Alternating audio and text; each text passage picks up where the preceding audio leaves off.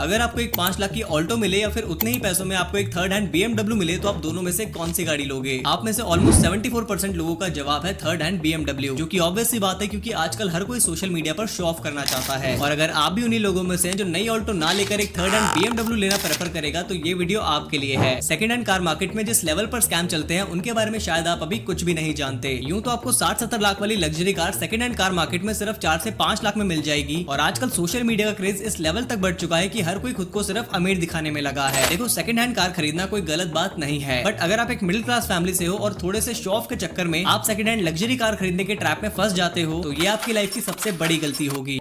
Sir मेरा बहुत बड़ा अमाउंट मैं आपको बता नहीं सकता। नेक्स्ट डे 18 मार्च को गाड़ी जो है मेरी बंद पड़ गई। मतलब मैं हैरान हो गया, ये क्या बात है, मतलब पूरी। हेलो दोस्तों, मेरा नाम है अनुराग सिंह। लाइफस्टिक की एक और वीडियो में आपका स्वागत है। आइए बिना टाइम वेस्ट करे वीडियो को शुरू करते हैं।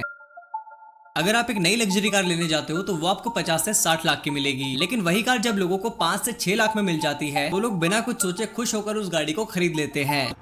तड़प ही ऐसी है ना।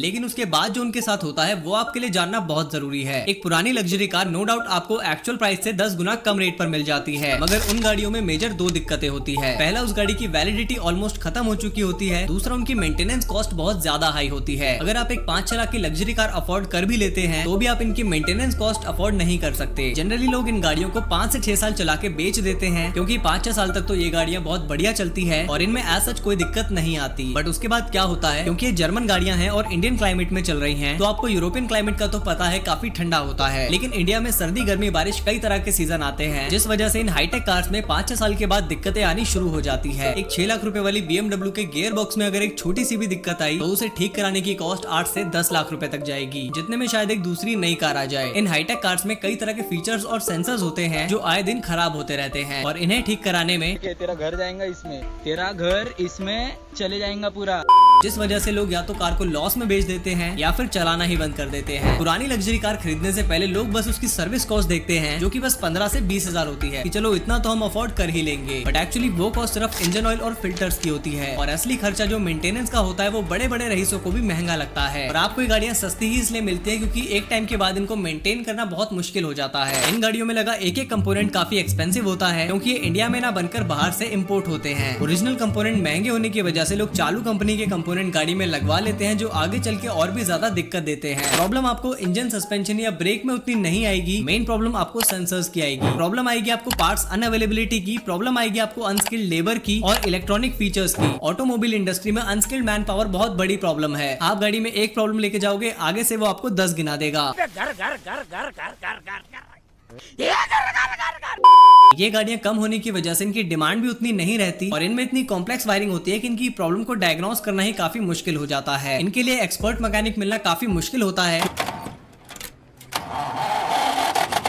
आप भी ठीक करके देता हूँ, क्योंकि बहुत कम और गिने चुने लोग ही ये काम ठीक से कर पाते हैं। अब आप ही सोचो, 60 लाख की गाड़ी कोई आपको सिर्फ 5 लाख में दे रहा है। इतनी वैल्यू तो मारुति ऑल्टो की भी नहीं है। 5 लाख की ऑल्टो खरीद के अगर आप उसे 10 साल बाद भी बेचोगे तो भी उसके मरे से मरे 1 लाख रुपए तो मिल जाएंगे। तो स्मार्टनेस यही है कि आप एक नई कार ही लें अगर आप सच में एक स्टेटस मेंटेन करना चाहते हैं, क्योंकि ऐसी सेकंड हैंड लग्जरी गाड़ियों में 5-6 लाख रुपए फंसाकर आप सिर्फ 2 दिन ही खुश रह पाओगे, उसके बाद ये आपको सरदर्दी देना शुरू कर देगी। अगर आपको एक सेकंड हैंड कार ही लेनी है तो आप 5 साल से कम चली हुई कार ले सकते हैं, बट उसकी कंडीशन और हिस्ट्री अच्छी होनी चाहिए। मोस्टली ऐसी गाड़ियों के मीटर्स टेम्पर्ड होते हैं, तो किसी भी डीलर पर आंख बंद करके भरोसा करना आपकी सबसे बड़ी गलती हो सकती है। डीलर्स तो अपनी खटारा से खटारा गाड़ी को भी आपको बेच देते हैं, क्योंकि वो इंजन और गाड़ी के फॉल्ट्स पे ना ध्यान देकर आपको सिर्फ लग्जरी गाड़ियों के फीचर्स गिनवाते हैं और आप चमचमाती गाड़ी देखकर उसे खरीद लेते हैं। वो कभी आपको गाड़ी की कमियां नहीं बताएंगे, क्योंकि उसे आपको गाड़ी बेचनी है और कई बार तो ऐसी गाड़ियां घर ले जाते हुए ही खराब हो जाती है।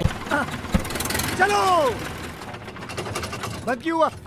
होपफुली आपको ये वीडियो समझ आई होगी। तो चलिए इस वीडियो को यहीं खत्म करते हैं। अगर आपको वीडियो इन्फॉर्मेटिव लगी तो प्लीज लाइक, शेयर, सब्सक्राइब कर देना और आप मुझे इंस्टा पे @अनुराग सिंह 5426 फॉलो भी कर सकते हो, लिंक डिस्क्रिप्शन में दी है।